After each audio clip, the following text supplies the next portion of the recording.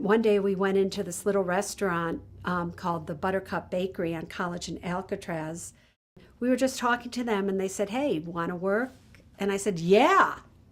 And I stayed a waitress there for 7 years from 1973 to 1980, making $400 a month till I was 30 years of age, 29, 30. You know, when I first started working at the Buttercup Bakery, it was this tiny, just this corner little place that was maybe a few hundred square feet.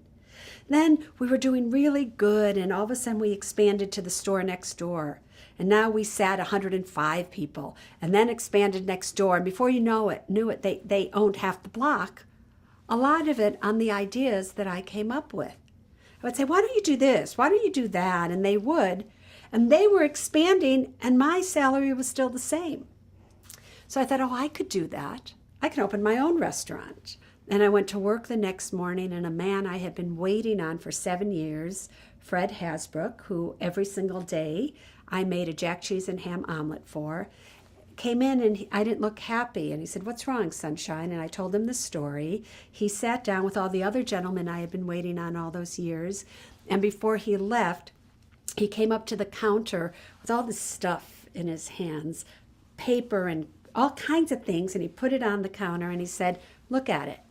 And they were checks and or commitments, because not everybody had a checkbook with them, totaling $50,000, with a little note from him on a napkin that said, "This is for people like you to have your dreams come true, to be paid back in 10 years at no interest if you can." And that's how everything kind of started, because I didn't know what to do with the money. And he told me to take it down to Merrill Lynch and open up a money market account. Problem is, I didn't know what a Merrill Lynch was, and I didn't know what a money market account was. And he explained it to me, and when I took it there to open up an account, I was assigned a broker of a day. His name was Randy, and he saw every client that came in. So he was the broker of that day. And he asked me, how would I like to make a quick $100 a week? And I said, sure, that's more than I really make as a waitress. And he had me sign blank papers. He said, just sign here. I said, of course.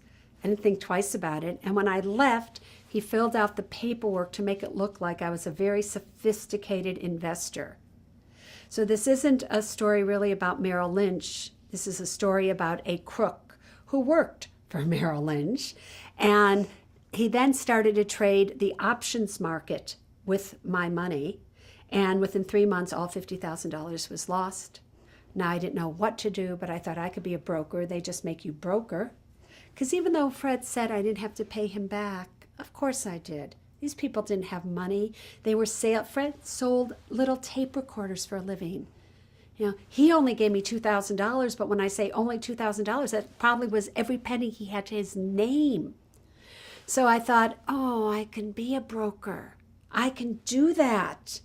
And so I went and I interviewed, and it was 1980, and affirmative action was in full bloom in the United States of America. And Merrill Lynch, the Oakland office, had no women stockbrokers at that time. They had 100 male brokers, but no women except for the secretaries there.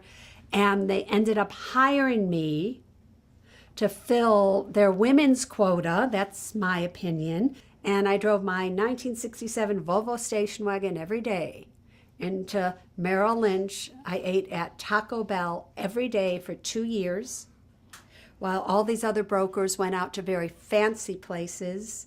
But I became quite the stockbroker. While I was studying to be a stockbroker, I realized what Randy, who was the name of the stockbroker at the time, did was illegal, because you can't invest somebody's money inappropriate for their level of risk.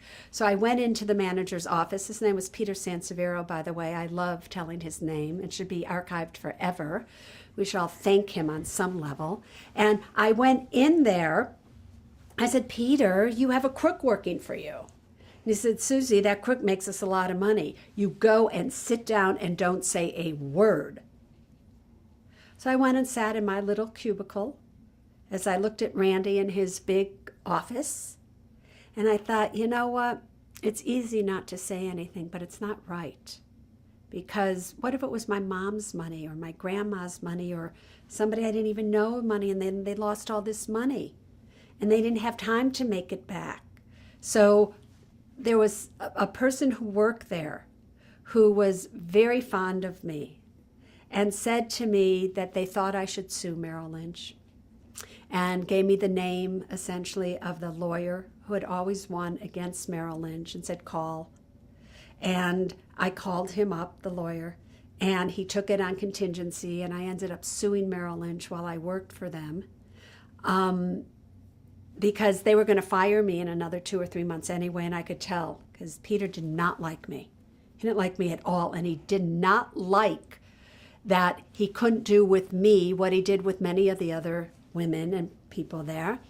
And but because I sued them, they couldn't fire me. How awkward was that? Well, I had no idea. I mean, I wasn't that smart. I wish I could tell everybody that, oh yeah, I knew I should do this and that, but you have to remember I didn't have any education that way. I wasn't guided that way. It's not like my parents were smart enough to be able to tell me to do that.